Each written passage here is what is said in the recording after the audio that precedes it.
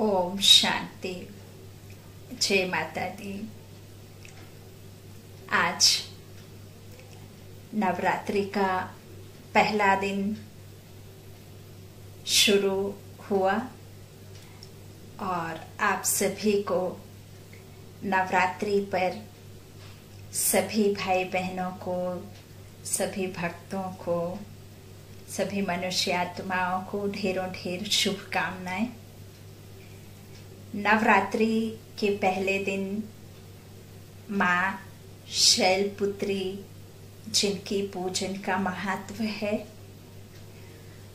और हम आप मिलकर कुछ ऐसी बातें समझेंगे, उन्हें धारण भी करेंगे और उनके महत्व को भी समझेंगे।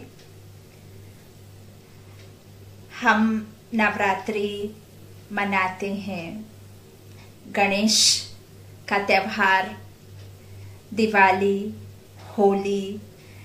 भारत देश में ना जाने कितने त्योहार, लगभग हर महीने कुछ ना कुछ फेस्टिवल्स जीवन में हमारे आसपास आपने देखे हैं। लेकिन हम उन त्योहारों को किस तरह से मनाते हैं? क्या जिस तरह से हम उन त्योहारों को मनाते हैं, क्या सचमुच उनको वैसे ही मनाने चाहिए? मान लीजिए कि हम बात करते हैं नवरात्रि की, तो नवरात्रि में हर एक के घर में बहुत सारे तरीकों से पूजा शुरू की जाती है। कलश रखकर पूजा करते हैं, गरबा करते हैं। गरबा में सबसे पहले एक गरबा अर्थात मटके को रख करके फिर उसके सराउंडिंग देवी की पूजा के तौर पर एक कल्चर है जो गरबा खेलते हैं, रास खेलते हैं, डांडिया खेलते हैं। ना जाने किस किस तरह से अलग अलग प्रांत में अलग अलग तरीके से त्योहारों को मनाया जाता है। और देवी को भी 9 देवी के रूप में 9 दिन पूजा, अलग अलग पूजा अर्चना करता है। कोई व्रत करता है, कोई मंत्रोच्चारण करता है, कोई हवन करता है, कोई रात में जागते हुए बहुत सारी चीजों को अपने अंदर में कहते हैं कि वो ताकत से भरपूर होते हैं। इस तरह से अलग अलग सभी का अलग अलग है तरीका मनाने का। और देखिए, जहां तक देवी देवताओं को जो श्रृंगार किया हुआ है, देवियों का स्पेशली, जो अलग अलग उनके हाथ में त्रिशूल, शंख, तलवार, गदा और इस तरह से कितने सारे उनको अष्टभुजाधारी कहा हुआ है, अष्ट श्रृंगार किया हुआ है। क्या वो जो अष्ट हाथों में उनके जो गदा, तलवार, त्रिशूल, शंख दिया हुआ है, क्या सही मायनों में आपने यही उसका मतलब जाना है कि देवी देवता हिंसा करते होंगे? यदि उनको तलवार, शंख, गदा, त्रिशूल, जो कुछ भी चक्र दिया हुआ है, तो फिर जरूर यदि ये दिया हुआ है तो जरूर उन्होंने हिंसा की होगी। तो क्या देवी देवता हिंसा कर सकते हैं? नहीं कर सकते, हो ही नहीं सकता। अहिंसा परमो धर्म कहते हैं। तो कैसे पॉसिबल है कि कोई भी देवी देवता हिंसा कर सकते हैं? तो देखिए, हर एक के पीछे कुछ ना कुछ प्रेरणा के स्वरूप हम मनुष्य आत्माओं को, जो भी उनके अष्ट हाथों में अष्ट शस्त्र जो थमाए गए हैं, हर एक शस्त्र का एक एक प्रेरणा कहो या आप उससे कहो कि हमें उससे ये सीख मिलती है। मान लीजिए कलश का जो है उसका सही मीनिंग ये है कि जब शंख बजता है, अब शंख कौन सा बजता है? परम पिता परमात्मा जब इस धरा पर अवतरण लेते हैं और अपना ये ज्ञान ध्वनि, ज्ञान शंख बजाते हैं, जब ये ज्ञान शंख और ज्ञान ध्वनि जब चारों तरफ फैलती है, तो इसी ज्ञान के बाद स्वयं परम पिता परमात्मा माताओं के सर पर कलश अर्थात बुद्धि रूपी कलश, दिव्य शक्ति, दिव्य नेत्र, जो परमात्मा आकर के खुद इस ज्ञान को सुनाते हैं और ज्ञान कलश, बुद्धि रूपी ज्ञान कलश धारण कराते हैं।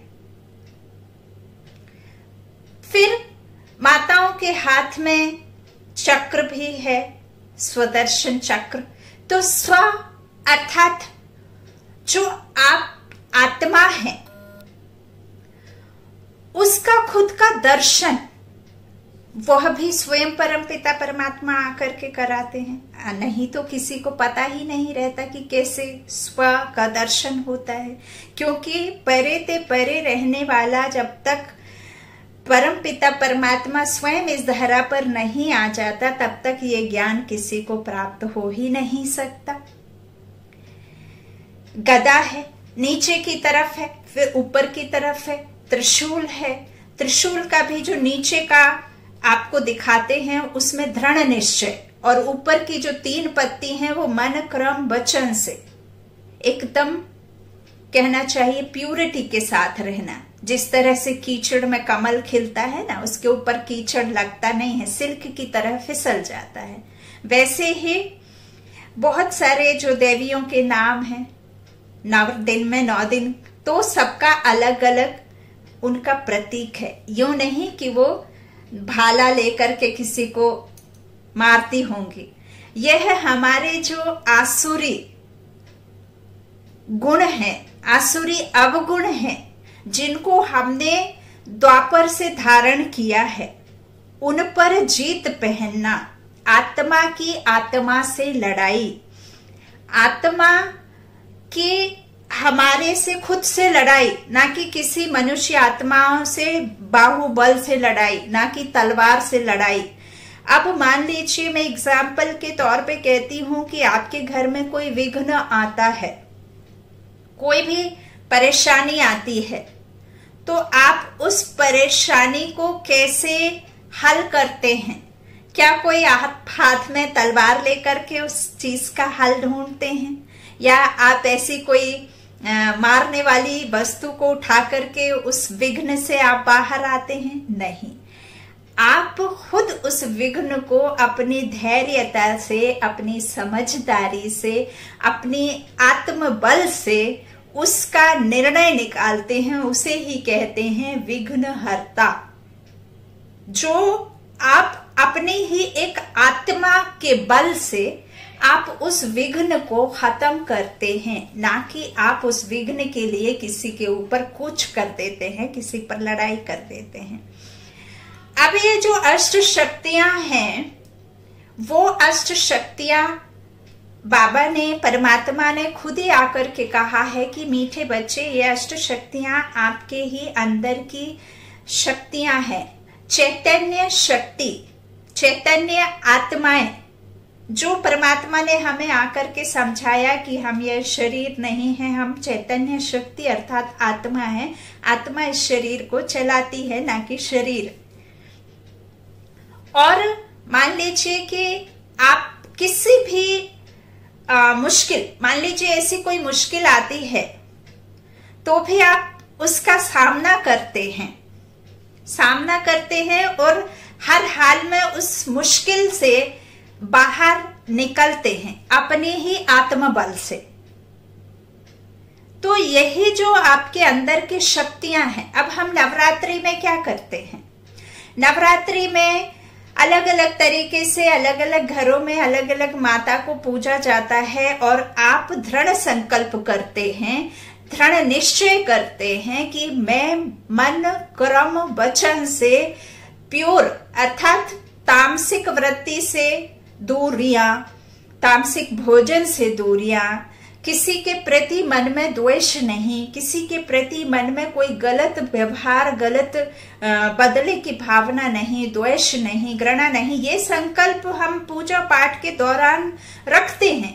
क्यों रखते हैं? ताकि माता दुर्गा, काली या जिसे आप गॉड गॉडेस कहते हैं वो नाराज ना हो जाए। हम उन्हें नाराज नहीं करना चाहते, इसलिए इस तरह के संकल्पों के साथ में हम 9 दिन पूरे निकालते हैं।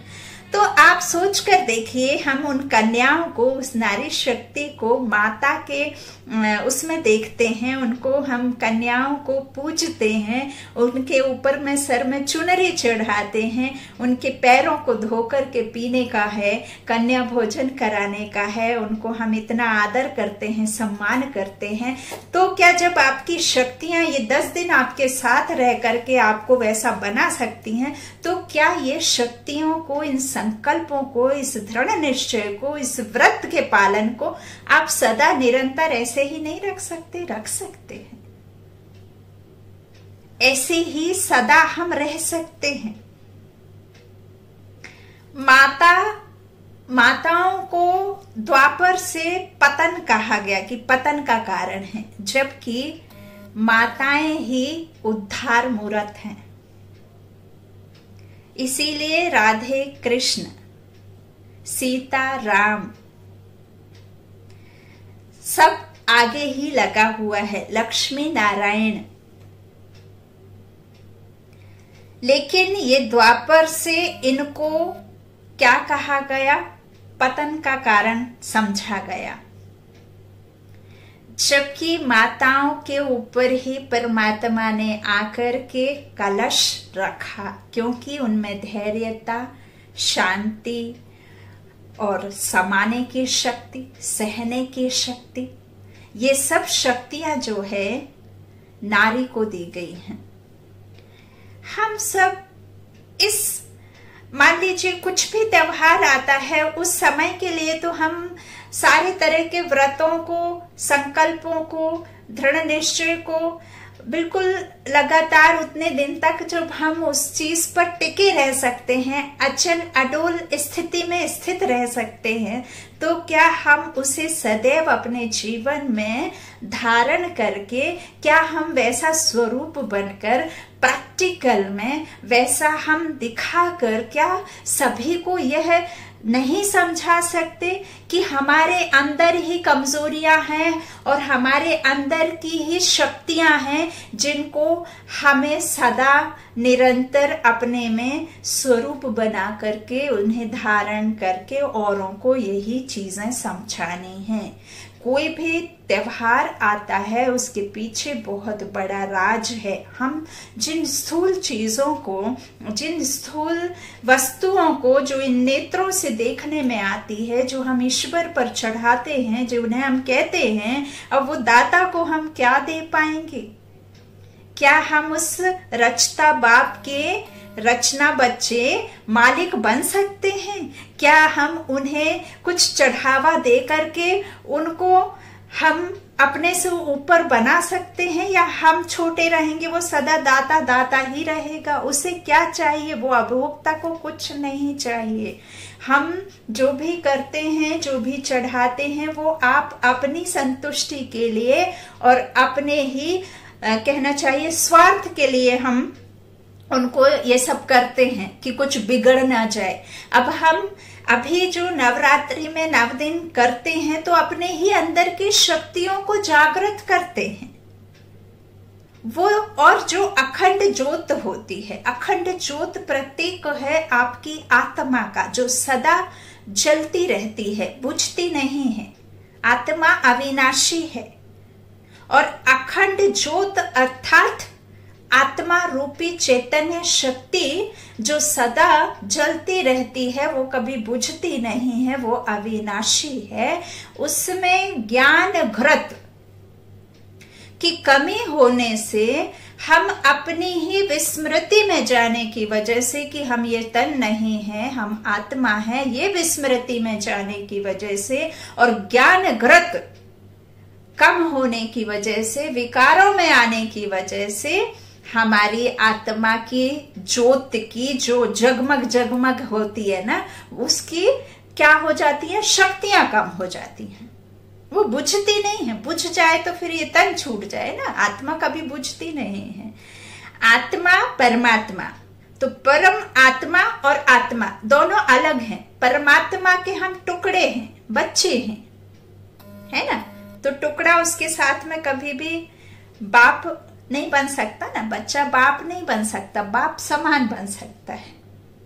तो आत्मा भी परमात्मा की संतान है, तो संतान ही रहेगी, कभी पिता नहीं बन सकती। लेकिन उसमें जब हम आदिकाल से संसार में पाठ बजाने आती हैं आत्माएं, तो धीरे धीरे धीरे धीरे धीरे आत्मा की शक्तियां, आत्मा के जो गुण हैं, वो उसमें कमी आती जाती है। उसकी वजह से हम दुख, अर्थात सीढ़ी उतरते उतरते उतरते कलिकाल में, कलयुग में बहुत बहुत दुखी हो जाते हैं। तो उसमें अब आपको ये ज्ञान घृत, ये जो शंख बजाया है परमात्मा ने आकर के, उस शंख की ध्वनि को सुनना है। उस ध्वनि को सुन करके अपने में क्या करना है, बजाना है। पूरे विश्व में ये शंख की ध्वनि से गूंज उठना, शांति, विश्व शांति, और विश्व में एक धर्म एक राज्य की स्थापना जो बहुत जल्द होने को है। एक तरफ स्थापना और एक तरफ कहना चाहिए कि विनाश, ये दोनों साथ साथ चल रहे हैं, आप सभी जानते हैं। और मैं कहती हूं, क्या हम यहाँ वहां संसार में ना जाने कितनी बातें, अच्छी बातें सुनते हैं, समझते भी हैं, लेकिन उसे धारण क्यों नहीं कर पाते। कहते हैं ना, यूं तो दीवारों पर लाखों बातें लिखी रहती हैं, लेकिन वो उतरती क्यों नहीं है मन में। तो उसे उतारने के लिए आपको सदा उसी तरफ अपना ध्यान लगाना होगा और हर चीज के राज को समझना होगा। हर एक झूठी बात को सच्चाई से समझना होगा और हर एक सच्चाई को अपने में धारण भी करना होगा। जब हम कोरोना में कितनी सारे ऐसी हैबिट्स थी, इतनी सारी आदतें थी, बच्चों की थी, बड़ों की थी, हम आप की थी, वो आदतें हमारी उस कोरोना में एक घर में भी बंद हुए, स्कूल भी जाना बंद हुआ, मंदिर का जाना बंद हुआ, पूजा पाठ जो बाहर जाकर के करते थे वो हुआ, विश्व के चक्कर जो करते थे, अलग अलग प्लान बनाते थे समर वेकेशन में जाना, और ना जाने कितनी सारी एक्टिविटीज जो आपकी लाइफ की डेली रूटीन में थी, वो सब को आपने कंट्रोल किया, कंट्रोल करके रखा, आप घर में भी रहे। तो जब हम उस समय उन सब चीजों के बिना भी हम जीवित हैं और उन सब चीजों के बिना भी हमारा जीवन हमने काट लिया, तो क्या हम इन विकारों में ना जा करके जीवन को सफल बनाने का इतना अच्छा बाबा राज समझाते हैं, इतना अच्छी रीति से बाबा हमें एक एक शब्द, एक एक बारीकी से बाबा हमें ज्ञान देते हैं, तो क्या उस ज्ञान को धारण करने में मुश्किल है? क्या आपको बुरे से अच्छा बनने में बहुत मुश्किल है? क्या आप किसी के बुरा चाहते हैं और उसका बुरा आपके कहने से हो जाता है? नहीं होता ना, बल्कि हम आप ही बहुत ज्यादा कहना चाहिए अंदर ही अंदर, कहते हैं ना कि आप ही उससे नीचे गिरते हैं, आपकी ही ग्रोथ कम होती है यदि हम किसी के बारे में उल्टा सोचते हैं या बदला रखते हैं या किसी की बात को दबा करके रखते हैं। आपने शिवानी बहन से भी बहुत बार ये वाला सबको बहुत फेमस है दीदी की ये वाली बात कि यदि सोफे पे कॉफी या चाय का दाग गिर जाता है तो हम क्या करते हैं? क्या करते हैं आप? नए सोफे पे या नई साड़ी पर, नए शर्ट पर यदि कॉफी चाय गिर जाती है तो आप क्या करते हैं? चाय का कप रखेंगे, दौड़ लगाएंगे, कुछ भी ऐसा चीज उठा करके लाएंगे जिससे वो दाग तुरंत छूट जाए। क्यों? क्योंकि आपका सोफा 60,000 या आपका साड़ी 50,000 या 2,000 या 1,000 की है। उस दाग को लेकर के आप इतना परेशान कि आपने वो चाय खत्म भी नहीं करी और आप भाग करके गए और उस दाग को छुड़ाने के पीछे पड़ गए, क्योंकि वो नया है।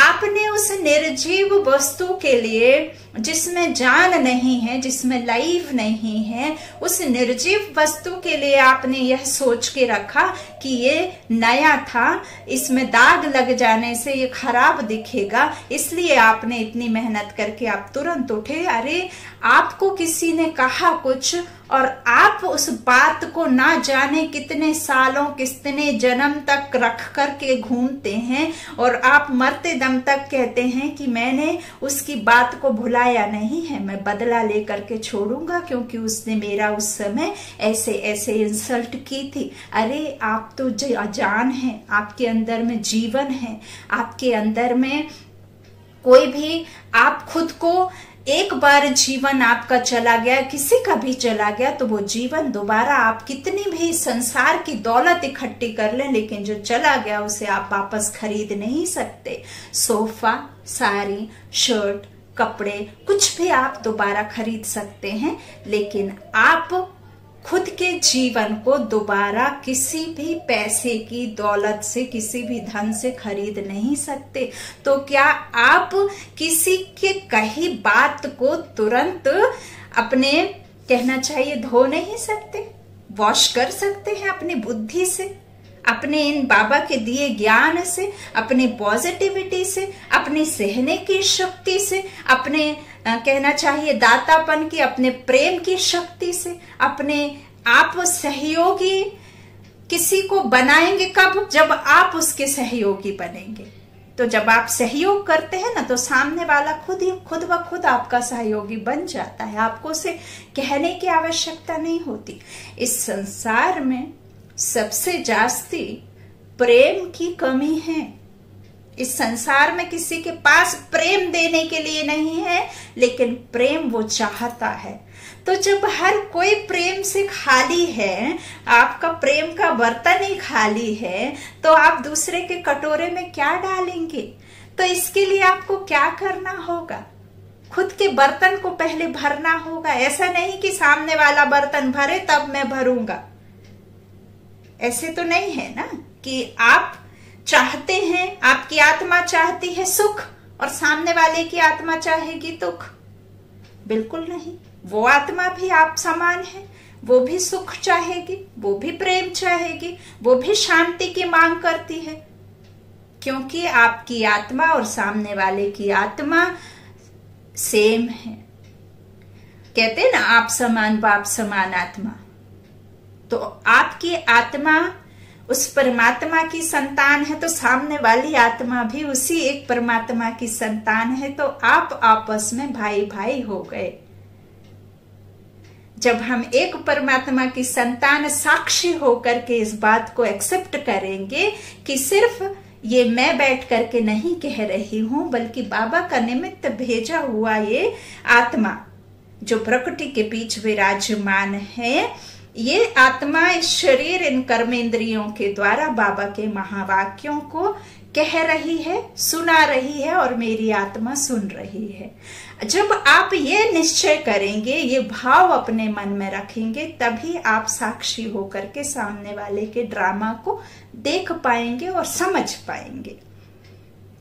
घर में कोई आपसे कुछ कहता है, हम बहुत नाराज हो जाते हैं क्योंकि उसने हमसे ऐसा क्यों कहा। लेकिन आप समझिए कि इस संसार में यदि हम ऐसा समझते हैं कि हम इस संसार में आए ही हैं पार्ट के लिए, पार्ट बजाने, अपना एक्ट करने के लिए, और आपको जो एक्ट मिला है आप अपना एक्ट एक्यूरेट कर रहे हैं, है ना। स्टेज पे हम मूवी देखते हैं, सिनेमा देखते हैं, तो क्या कोई रावण का पार्ट आता है तो क्या हम उसको गाली देने लग जाते हैं? या कोई हीरो का पार्ट आता है या राम का पार्ट आ जाता है तो क्या हम उसे जाकर के वो करने लग जाते हैं? या रियलिटी में ऐसा फील करते हैं कि ये ऐसा वो ऐसा, या उसको मतलब इस तरह से हम फील करते हैं? क्यों? क्योंकि हमें पता है वो एक्ट कर रहे हैं। तो उसे रावण का पार्ट मिला है, वो अपना एक्यूरेट कर रहा है। उसे गुंडे का पार्ट मिला, वो एक्यूरेट पार्ट कर रहा है। उसे हीरोइन का, उसे हीरो का पार्ट मिला है, तो वो अपना पार्ट बजा रहा है। उनको उसके बदले में पैसा मिलता है, मनी मिलता है, या जो भी मिलता है, तो उसके बदले में वो अपना पार्ट बजा रहे हैं। अब यहाँ हम बेहद का पार्ट बजा रहे हैं। तो जिसको जो पार्ट मिला है वो पार्ट अपना कर रहा है, और यदि उसका वो पार्ट नहीं निभाएगा तो भी तो इस संसार में फिर मजे नहीं है ना। तो आपको साक्षी होकर के देखना है। अब बाबा ने बहुत सारी ऐसी बातें, बहुत प्यारी प्यारी बाबा बातें लिखते हैं। हम बाबा के बच्चे बने क्यों? क्योंकि बाबा इतना मीठा है, अपने बच्चों को मीठा मीठा मीठा मीठा कह करके मीठा बना देता है। हमें देने का भाव बाबा बताते हैं। पुण्य आत्मा कौन और पाप आत्मा कौन। अब हम दिवाली मनाते हैं तो दिवाली का भी एक है जो हम भक्ति काल में जो हमने समझा, और ज्ञान काल में आकर के जो हमने चीजों को समझा, और प्रैक्टिकल में बाबा ने हमें जो बताया। तो बाबा कहते हैं कि प्रैक्टिकल में जो भक्ति काल में था उसे आप ज्ञान के द्वारा समझ रहे हैं कि एक्चुअल में उसका रियलिटी चीजें, या रियल जो चीज है रियलिटी, वो क्या है। बाबा हमें सब शास्त्रों से लेकर, त्योहारों से लेकर, जो भी चीजें हैं, इवन जो गीत बने हुए हैं, जो नॉर्मल लौकिक जीवन में जिसने भी जो गीत की लाइनें लिखी हुई हैं, वो लाइनों का भी अर्थ बाबा समझाते हैं कि बच्चे वो जो गीत की लाइन है, अब यहाँ पे वो बात बैठती है, और सब चीजों के बारे में बाबा बताते हैं। हम सुनते हैं, भूल जाते हैं। क्यों? क्योंकि हर एक इंसान दुखी है, परेशान है, उस परेशानी से निकलना चाहता है। लेकिन आप परेशानी से कैसे निकलेंगे? परेशानी से हम कैसे निकलेंगे? जब आपका मन व्यर्थ संकल्पों से अपने आप को क्या करेगा, उधर से बुद्धि को हटा करके कहीं और लगाएगा।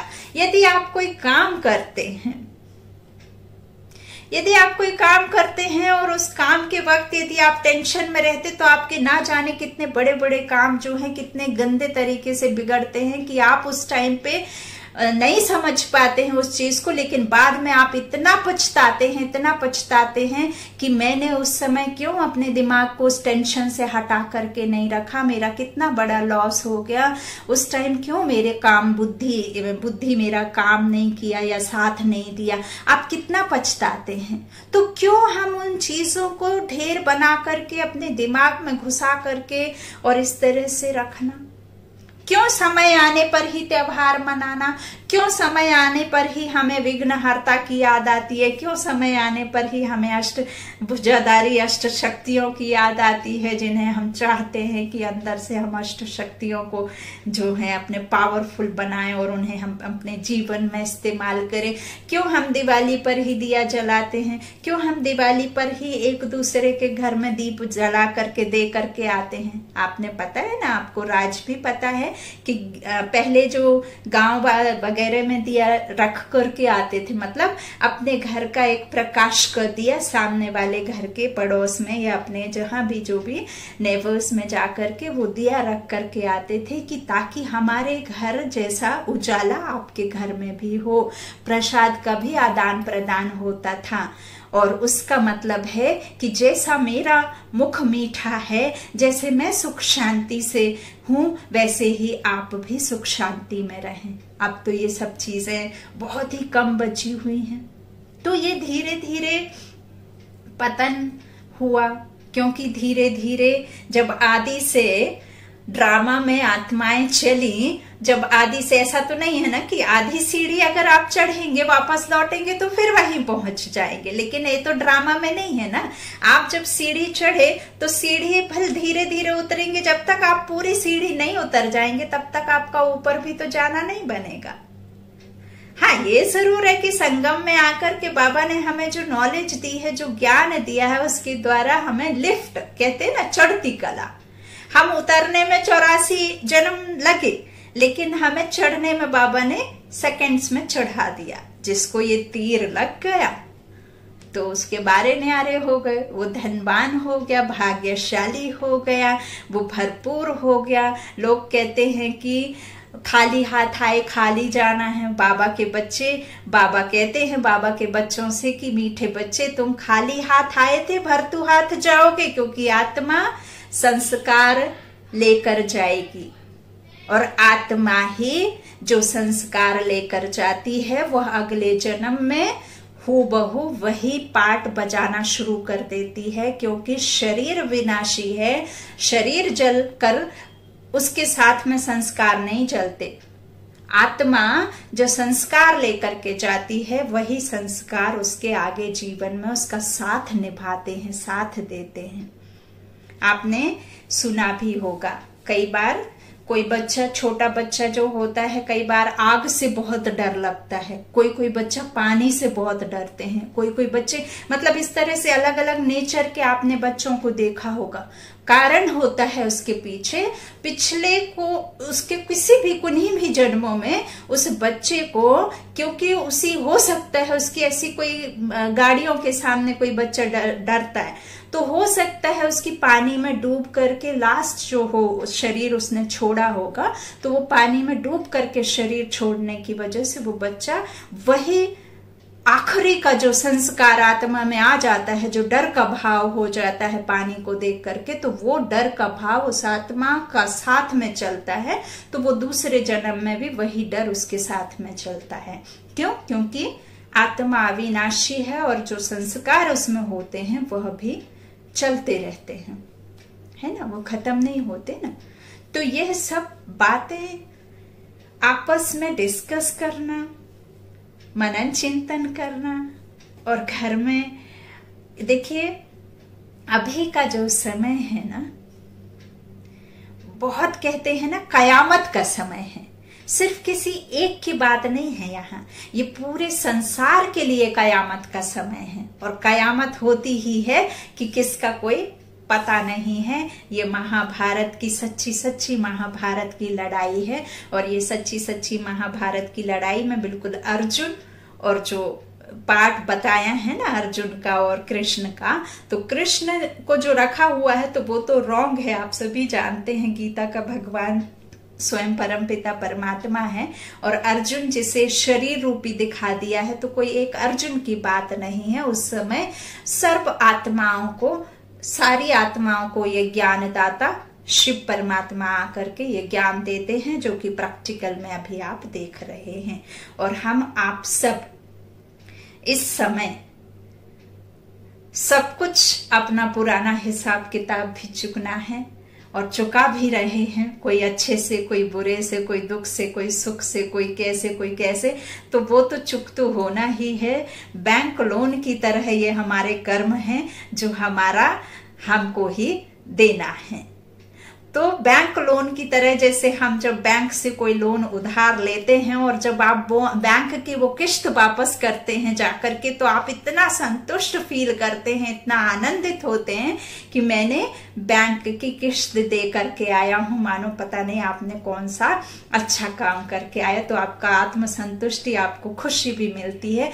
तो यही वो हमारा बेहद का बैंक का लोन है, जो कर्मों के द्वारा हमको अपने ही, जो अगर श्रेष्ठ कर्म होंगे तो आप में जीवन चलेगा, लेकिन बहुत अधिक दुख नहीं होता है, मतलब स्मूथ चलता है, ठीक है, मतलब बहुत खुशी में भी नहीं और बहुत दुख में भी नहीं, और मीडियम चलता रहेगा। किसी किसी का बहुत अच्छा भी जीवन रहता है। क्यों? क्योंकि उसके श्रेष्ठ कर्म होते हैं, कर्म प्रधान कहा गया है ना। आपके पास में मान लीजिए, देखिए आपके घर में आपका पिता है, कोई बच्चा बीमार होता है, तो वो पिता कितना भी गरीब होगा, लेकिन वो अपने बच्चे के लिए पूरी कोशिश करेगा कि बहुत अधिक परिश्रम करेगा, किसी से उधार लेगा, कुछ करेगा, लेकिन वो जरूर उस बच्चे के इलाज के लिए वो सब चीजें इकट्ठी करेगा जो सामने से किसी ने उसे कही या उसके लिए जो जरूरत हो। लेकिन उसके बावजूद भी कई बार वो बच्चे को नहीं बचा पाता है, क्योंकि वहां भी कर्म प्रधान होता है। कर्म श्रेष्ठ है यदि, तो आपके पास में किसी धन की आवश्यकता नहीं होती है। ऐसा भी होता है, कई कई डॉक्टर फरिश्ते बनते देखे हैं आपने कि सामने वाले के पास में 1 रुपया भी नहीं है और डॉक्टर के पास जाते हैं, डॉक्टर हमारे पास में कुछ नहीं है और हमारा ऐसा ऐसा प्रॉब्लम है। डॉक्टर कहता कोई बात नहीं, आज नहीं तो कल दे देना, नहीं भी दिया तो भी चलेगा। हमारा कर्तव्य है, हमारा फर्ज है, हमारा धर्म है कि हम इसका इलाज करें। और वो देखिए, वो फरिश्ता बन करके आता है और आपके बच्चे को बचा लेता है, बकायदा इलाज भी देता है और आपका बच्चा बच भी जाता है, लाइफ सेफ हो जाती है। तो ये भी आपके कर्मों का ही आपको कहना चाहिए मिलता है फल। तो यह सब जो बातें हैं अपनी लाइफ में कभी भी समय प्रमाण अनुसार अपनी शक्तियों को जगाना और उसे इस्तेमाल करना और अपने ये ज्ञान घृत डाल करके खुद के दीप को जगमग करना और भरपूर करना और पुण्य आत्मा बनना है। अपने को दाता के बच्चे मास्टर दाता बनना है, प्रेम सागर के बच्चे मास्टर प्रेम सागर बनना है, अपकारी पर भी उपकार करना है। तो यह सब बातें आपको सिर्फ सुननी नहीं है, सुनानी नहीं है, आपको यह सब अपने में धारण भी करना है और स्वरूप बनकर प्रैक्टिकल में लोगों को एग्जाम्पल के तौर पर आपको इम्पॉसिबल को पॉसिबल करके बताना भी है। स्वरूप बनना है, प्रैक्टिकल में दिखाना है करके कि हमने किसे अपना साथी चुना है, कौन है वो जो हमें ज्ञान देता है। क्या मैं ज्ञान देती हूँ? नहीं। क्या ब्रह्मा बाबा का ज्ञान है? नहीं। क्या कोई बीके भाई बहन का ज्ञान है? नहीं। ये तो स्वयं परम पिता परमात्मा का ज्ञान है, जिन्होंने आकर के बच्चों को चुना, बच्चों को अपना बनाया और बच्चों के कर्म इंद्रियों के द्वारा, इस शरीर रूपी चमड़े के द्वारा बाबा ने अपने ज्ञान दे करके ज्ञान फैला भी रहे हैं और अभी जास्ती होना है। बाबा कहते हैं मेरे बच्चे अभी जास्ती होंगे, बहुत बढ़ने वाले हैं बाबा के बच्चे। अभी ये बहुत ही वृद्धि को प्राप्त होना है। और अभी बाबा कहते हैं, मुरलियों में बाबा ने कहा भी है, अभी कंगन बना है सतयुग के लिए, अभी कंगन बना है, अभी माला तैयार नहीं हुई है। तो आप कभी भी ये ना सोचें कि मैं महान नहीं हूँ, मैं विशेष नहीं हूँ, मैं भाग्यशाली नहीं हूँ, मैं हिम्मतहीन हूँ। कभी भी नहीं समझे, हम सब महान हैं। कोटों में कोई में भी कोई विशेष आत्माएं हैं। हम भाग्य भगवान के हो गए तो भाग्य विधाता के बच्चे भाग्यशाली यूं ही बन गए।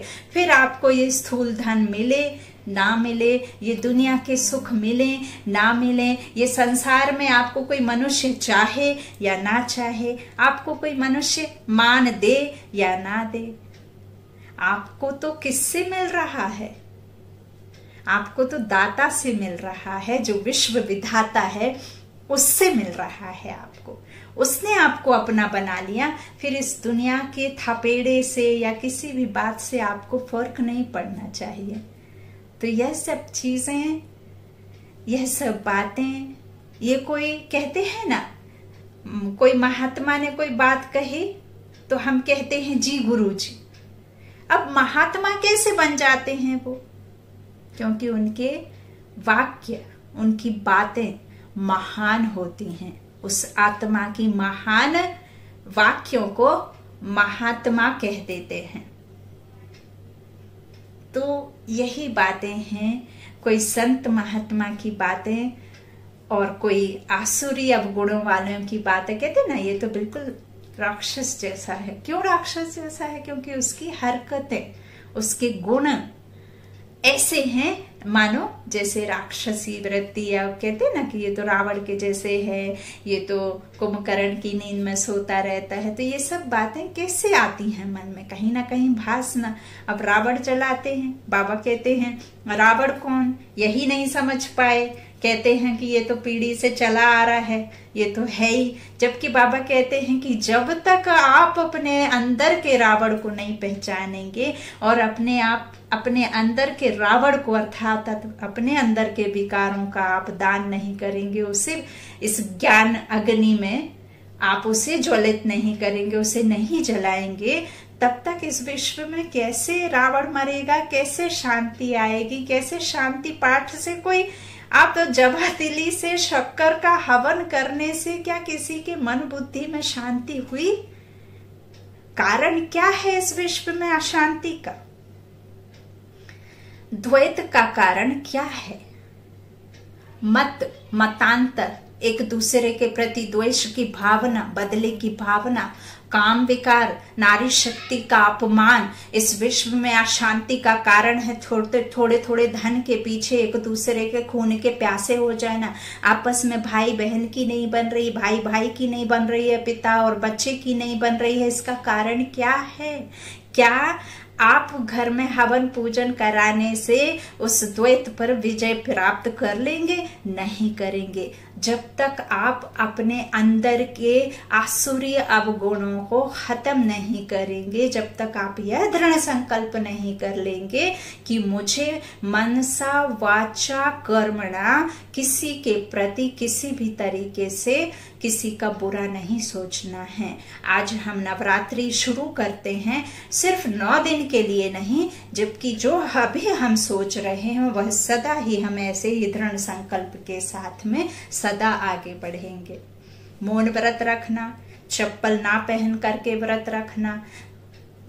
आपने गांव में देखे होंगे, यहाँ जवारे डालते हैं, गेहूं डालते हैं। क्यों करते हैं? कुछ ना कुछ प्राप्ति के लिए करते हैं ना, कुछ ना कुछ काम बनाने के लिए करते हैं, कुछ ना कुछ, कोई भगवान की प्राप्ति के लिए, कोई किसी के लिए, कोई किसी के लिए, कोई अपने बच्चे की तबीयत ठीक हो जाए, किसी का शादी विवाह हो जाए। इस तरह से ही तो बातें करते हैं ना। इसी तरह से तो हम संकल्प लेते हैं ना कि मैं ये चढ़ावा चढ़ाऊंगा तो ऐसा होगा। लेकिन आप अपने मन के विचारों को, अशुद्धियों को क्यों नहीं चढ़ाते हैं? क्यों नहीं कोशिश करते हैं जिससे सचमुच आपको खुशी मिलेगी, जिससे आप सचमुच धनवान बनेंगे, जिससे आप सचमुच सामने वाले के प्रेम को समझ पाएंगे और उससे प्रेम को पा भी पाएंगे। क्यों संबंधों में कड़वाहट रहती है? हम श्राद्ध करते हैं। श्राद्ध कब करते हैं? जब आत्मा शरीर छोड़ करके चली जाती है। जबकि हमें कब करना चाहिए? उनके रहते माता पिता का सम्मान करना, अपने रिलेटिव्स को या अपने रिलेशन को सही रीति समझदारी के साथ में निस्वार्थ भाव से, किसी से कोई चाहत लेकर के नहीं, किसी से कोई कुछ मिले तभी सामने वाले को देना नहीं, ये सब चीजें रह ही नहीं गई हैं। फिर श्राद्ध करते हैं। आत्मा ने शरीर छोड़ा, शरीर जला दिया, आत्मा उड़ गई, उसने कहीं जन्म लिया या नहीं लिया, उसके लिए हमने बुला करके कौओं, चीलों को, तोतों को खिलाया, गाय को खिलाया, आत्मा तो चली गई। आत्मा तो आपका देख नहीं रही है कि आप श्राद्ध कर रहे हो, कि पिंड दान कर रहे हो, कि आप किसी कौए तोते को बुला करके खिला रहे। क्या वो आत्मा जिसको आपने जीते जी मान सम्मान नहीं दिया, जिसका आपने कुछ भी बातों का नहीं किया लिहाज, क्या वो आत्मा आपके कौआ तोता को खाना खिलाना या वो खाकर जाती होगी? नहीं जाती होगी। हाँ, उसके पीछे ये जरूर है कि आपके जो संकल्पों की शक्ति है, कि उसकी शांति के लिए, उसकी अच्छे आने वाले, कहना चाहिए दूसरे जन्म के लिए आप जो कहते हैं वो बात ठीक है कि उसकी शांति के लिए, क्योंकि आत्मा कहीं भी जाएगी तो आपके वाइब्रेशंस उसको कैच करते हैं, तो उन सब बातें अलग है। तो क्यों हम जीवन को रहते हुए रिस्पेक्ट नहीं करते? आज के समय में जिसके पास में रिश्तों में गिनती नहीं है, अर्थात मनुष्य आत्मा, जैसे एक घर में 4 परिवार के लोग हैं तो वो 4 एक दूसरे को सम्मान नहीं करेंगे, लेकिन जिनके घर में एक भी नहीं है परिवार का मेंबर, वो तो तरसता है। क्यों ऐसा है? क्यों? क्योंकि हम आपके अंदर जो, कहना चाहिए जो है ना अंदर के विकार, वो विकार आपको ऐसा करने ही नहीं देते, क्योंकि ये रावण राज्य है ना। तो ये रावण राज्य बाबा कहते हैं मेरे से भी ज्यादा शक्तिशाली है, और रावण चाहेगा कि मेरा राज्य कभी खत्म ना हो। इसीलिए माया बार बार आकर आपके ऊपर में वार करती है और आपको अपनी स्थिति से हिलाती है, क्योंकि बाबा खुद पराये देश में आया है, बाबा खुद पतित तन में आया है, बाबा खुद पराई दुनिया में आता है। दूरंदेश ही रहने वाला, दूर देश का रहने वाला, वो पतित दुनिया में आता है और रावण राज्य में आता है। तो रावण पूरी कोशिश करेगा कि मेरा राज्य दूसरे हाथों में ना जाए। तो यह बातें भी बाबा कहते हैं कि इनको सुनो, समझो, और कोई भी मुश्किल आती है तो उस माया को अपनी अष्ट शक्तियों के द्वारा, अपने सत गुणों के द्वारा, अपनी जो आत्मा के स्वधर्म है उस स्वधर्म को अपने में धारण करके इन सब माया को छूमंतर कर दो। निश्चय, एक बाप पर निश्चय, एक पिता परमात्मा पर निश्चय कि जो भी इस संसार में हो रहा है वह सब कल्याणकारी है। यदि ये ड्रामा नहीं रचा जाता तो ये दुनिया में एक धर्म कैसे आएगा? एक धर्म आना है ना, तो एक धर्म आना है तो अनेक को क्या करना है? विनाशी करना होगा। तो जो भी अब कोई बीमारी से नहीं मर रहा तो आपस में एक दूसरे के खून के प्यासे हैं, थोड़े थोड़े धन माया के लिए एक दूसरे के लिए प्यासे हैं। तो आप ऐसे नहीं तो ऐसे जा ही रहे हैं। तो बाबा कहते हैं कि ये सब जो आपस में बॉम्ब शादी भी बन रहे हैं वो किसका विनाश कर रहे हैं? हम आत्मा, अर्थात हमारा ही परिवार है वो आत्मा, आत्मा भाई एक दूसरे के कहते हैं ना, वो आपस में भाई।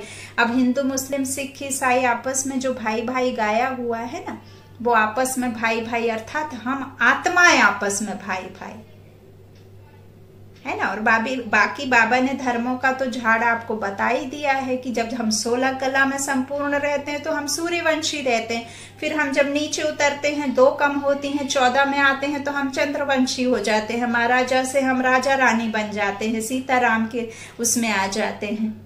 फिर हम दोनों आधे कल्प में तो रहते ही है, श्रेष्ठ रहते हैं, हम देव गुण रहते हैं हमारे अंदर, हमारे में वो नहीं होते हैं। तो जब हम देवी देवता रहते हैं, जब हम श्रेष्ठ कर्म, श्रेष्ठ धर्म रहता है हमारा, है ना, तो जब हम देवी देवता रहते हैं। अब ये सब जो अस्त्र शस्त्र की बातें कही है ना, तो ये अस्त्र शस्त्र कोई किसी देवी के हाथों में 24 घंटे कोई थमा ही नहीं सकता। क्या देवी सदा एक में शंख, त्रिशूल, गदा और तलवार और ये सब लेकर के कलश वगैरह रख के क्या ऐसे बैठे रहेंगे? क्या देवी देवता खाना वाना नहीं खाते होंगे? क्या कर्म नहीं करेंगे? क्या ऐसे ही रहेंगे क्या? तो ये सब बातें समझने की हैं। क्या उनके हाथ में ये सब थमा दिया तो क्या वो सचमुच किसी का वध करते होंगे? नहीं करते ना। देवी देवताओं को तो अहिंसा करना, अहिंसा का ही धर्म सिखाना है। तो ये सब बातों को समझना है। रियलिटी क्या है हमारे इस मनुष्य सृष्टि रूप झाड़ की, कौन कौन से धर्म है, और उन धर्मों को सिर्फ और सिर्फ परमपिता परमात्मा ही जानता है और कोई नहीं जानता इस सृष्टि में। और जो शास्त्र आदि बनाए गए हैं वो हमारे दुख का कारण है, और दुख में ही आकर उनकी रचना हुई है, और रचनाओं ने रचना की है। रचता बाप ने शास्त्र आदि लिखे नहीं है। तो वो तो सिर्फ आत्मा का जानता है कि आत्मा कैसे गति, सदगति, कैसे दुर्गति में जाती है, किन कारणों से हम नीचे उतरते हैं और किन कारणों से फिर हम ऊपर चढ़ना है, और कैसे इस विश्व में शांति होगी, कैसे आदि मध्य अंत का ड्रामा चलता है, कैसे इस दुनिया में 4 युग होते हैं जो बिल्कुल इक्वल हैं, ना एक दिन ज्यादा ना एक दिन कम, कैसे हमारी 150 वर्ष की आयु होती है, कैसे हम जो वैकुंठ में जाते हैं, कैसे हम राज्य करते हैं। तो यह सब अभी ही इस दिव्य दृष्टि से, अर्थात मन बुद्धि के चक्षु से हम उस 4 युगों का, 3 कालों का वर्णन भी कर सकते हैं, उसे महसूस भी कर सकते हैं, उसे अनुभव भी कर सकते हैं। यही समझ बाबा ने हमें यहाँ संगम पर दी है और यही समझ से हम पूरे कल्प में सुखी और दुखी रहते हैं। जितना आप सुखी होना चाहते हैं तो उतना आप बाबा की याद में रह करके अपने अवगुणों को बलि दें, है ना। कोई तीज त्योहार के लिए बाबा मना नहीं करते, बाबा कहते हैं सब करो, किसी को मनाई किसी बात के लिए नहीं है। यदि आपको आत्म संतुष्टि मिलती है, आपको उसमें सुख प्राप्त होता है, आपको ऐसा लगता है कि उससे मुझे सुख मिलता है, तो जरूर करें।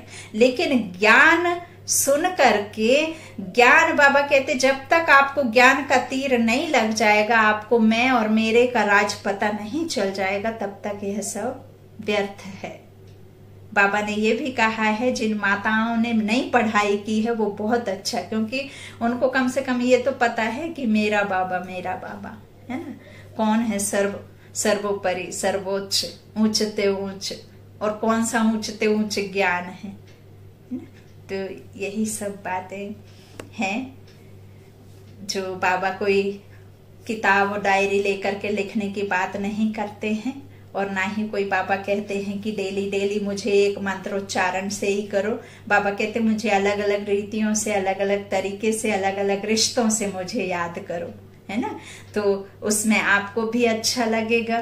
बाबा के साथ में सर्व संबंध जोड़िए, क्योंकि वो पिता भी है, गुरु भी है, शिक्षक भी है ना। आज तो सतगुरु बार है और सतगुरु भगवान ने सत्य ज्ञान दिया है। नर से नारायण बनने का जादू बाबा को आता है ना।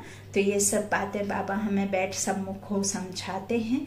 बस आप सामने वाले को आत्मा ही देखें।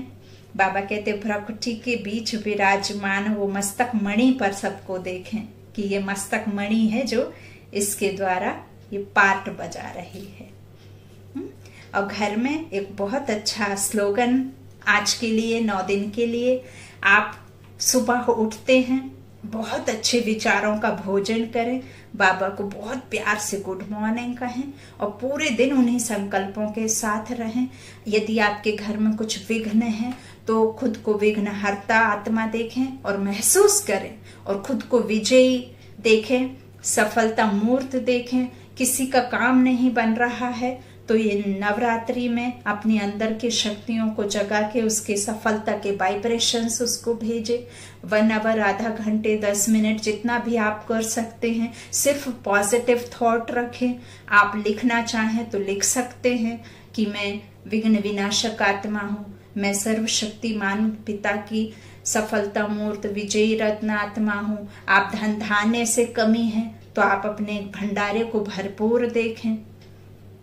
इस तरह से आप हर एक मनुष्य आत्मा को, अपने परिवार की हर एक आत्मा को देव कुल की देव आत्मा देखें कि वो आत्मा ऊपर से कैसे उतर करके इस शरीर को धारण करके कैसे देव कुल में जा रही है, कैसे मंदिरों में विराजमान है, कैसे ये सोने चांदी के हीरे जवाहरातों के महलों में कैसे उतर रही है।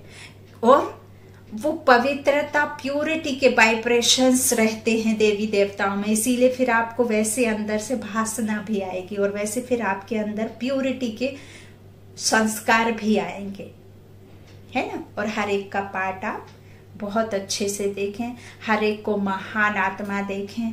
घर में यदि कोई करता भी है गलत तो उसके कर्मों का हिसाब किताब रखें, उसके विकर्मों का हिसाब किताब नहीं रखें, क्योंकि विकर्मों का हिसाब किताब हम मनुष्य नहीं रख सकते हैं, वो तो है धर्मराज रखने के लिए, आपको हमको रखने की आवश्यकता नहीं है।